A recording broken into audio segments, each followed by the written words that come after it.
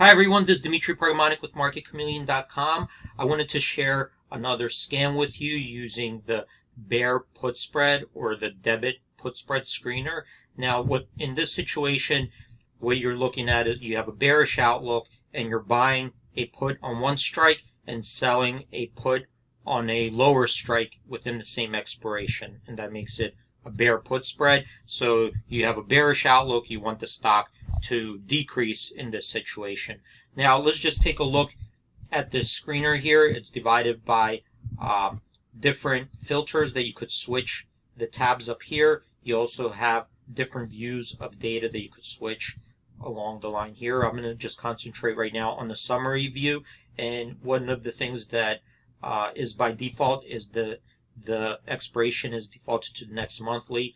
You could change that. Usually I just go to any expiration that expires within the next 30 days. So right now all the data is reloading and it's going to find us bear put spreads, and in all these stocks there are over 190,000 bear put spreads now in the table. So let's just start narrowing it down here, and also over here it's looking for spreads with strikes that a maximum of $5 between strikes. So look for over here, we see a $1 strike from 38.39. Here's a $0.50 strike, $1.50, so it'll go all the way up to $5. You could change that as well, but let's keep that there for now.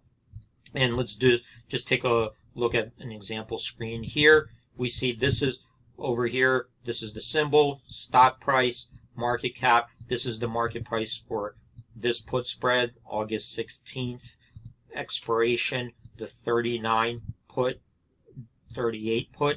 You're buying a 39 put, selling a 38 put for 85-cent debit. That will cost you 85 cents. Here, your max gain is 15 cents because it's a dollar put spread.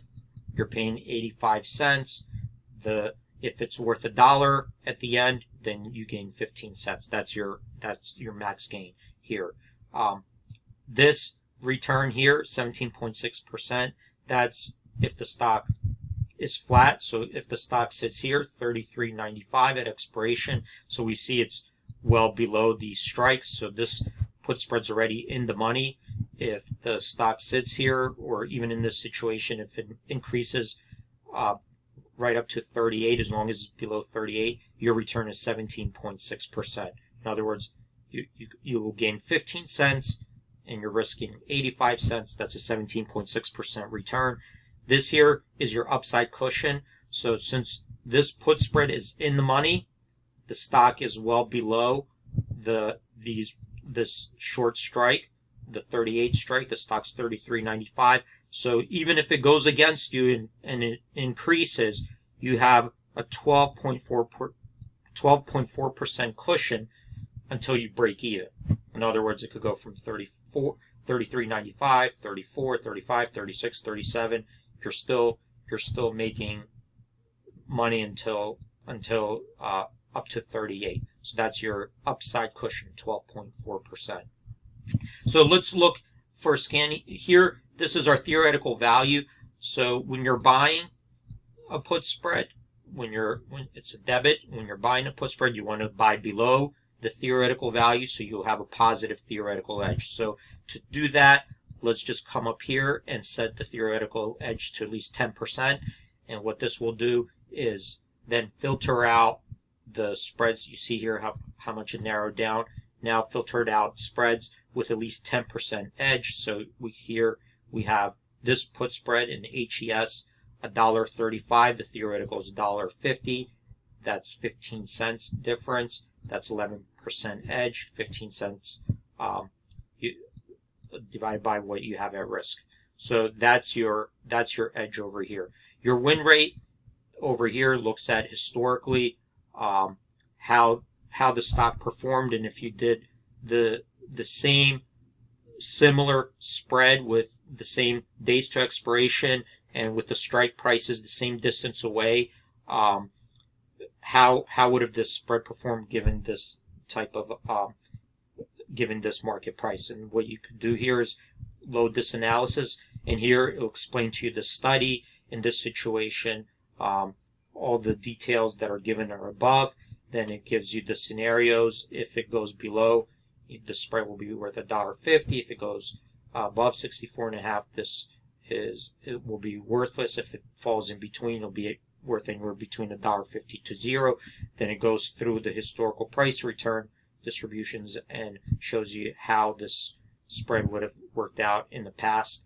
And in this situation, it's looking only for earnings because there's actually an earnings coming up before expiration here. So this is looking at earnings periods. How did the stock perform in 10 trading days that covers earnings?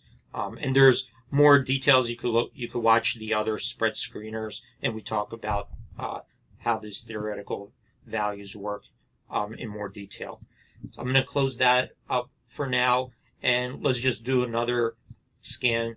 Let's just say we want to set a minimum cushion of at least 2%. So now this will narrow down further. So now we're filtering only for bear put spreads that have at least a 2% cushion. So the stock can still increase by at least 2% before we break even. Below that, we're still making money. Maybe you could also, if you want a minimum return, if the stock just sits in one spot and it's at the same spot at expiration, so you could put that here. Let's say 10%. Let's give it a little bit more. See how much we narrowed down from 707. So that narrowed it down a little bit longer, a little bit more to 600 from 700. So you can see here now these returns are at least 20% if the stock just sits here at expiration. So you would gain 77 cents. You're risking 373. That's 20% return by this expiration. And let's just take a look here. That's 10 trading days till expiration. Of course, this one has an earnings. It has an E in there, so that one will have an earnings prior to expiration. Now, another thing what you might want to take a look at. Usually I stay at the summary, but I'm going to just take a look at some of these other tabs here. And of course, if you like your settings here, just hit save, give it a name, test 1. Once you save it, you could come back and all your filters will be saved over here. I'm just going to, if you want to delete it out, just delete filter, and now it's gone. Let's take a look over here at strategy payoffs. So this takes this particular strategy and looks at payoffs at expiration. What if the stock decreases 1 standard deviation? Well, in this case, you're still making you're making 20.6%. If the stock makes its average drift move, which you could find over here, so an average in a 10-day period, historically, the stock, and this one is looking actually for earnings. So in the last 16 observations during earnings, with a 10-day hold period, on average, it moved down 2.5%. So what this does is, if it matches its average move, you're making 20.6% return. If the stock goes up 1 standard deviation, then you're losing 28.3% based on the risk, the money you have at risk. So let's say you want to just even make money on a 1 standard deviation move up. Remember, it's a bear spread. We want it to go down, but let's see if we find anything. Even if the stock runs up 1 standard deviations, can we find anything that will still be profitable or at least break even? So we're going to go here, payoffs at expiration. We're going to pick up if the stock moves up 1 standard deviation, we want our returns on the strategy to be any positive, above 0. So I'm going to click that. Okay, so we found nothing given those parameters. Let me just take this down a little bit. Any positive, maybe we're asking for too much return. So here, strategy payoffs, it did find 3 of them. So here, HES, if it's up 1 standard deviation at expiration, right now, let's take a look. Stock price is 59.57. This is the 63.64.5 put spread.